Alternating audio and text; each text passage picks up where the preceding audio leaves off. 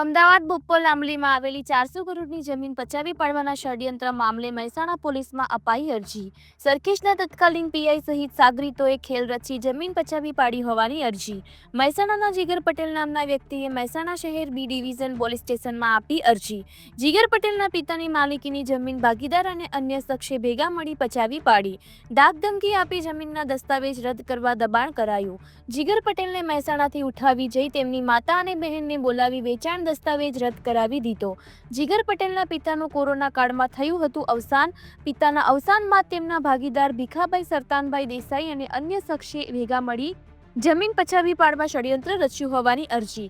સરખેજના તત્કાલીન પીઆઈ સંજય દેસાઈ સહિત 9 લોકો સામે ષડયંત્ર રચવાનો આરોપ લગાવતી અરજી અપાઈ. જીગર પટેલ દ્વારા અરજી આપી ફરિયાદ દાખલ કરવા કરાઈ માંગ.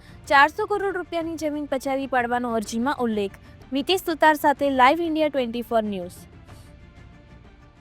ભીખાભાઈ, એમના વેવાઈ ધમસી, સંજય પીઆઈ, ચંદ્રેશભાઈ, દીપકભાઈ શાહ, રઘુભાઈ પોલીસવાળા છે અમદાવાદ ધારુસણ ગામના, એ બધા મળીને આ એક્સિડન્ટ જોડે રહીને કરેલું છે.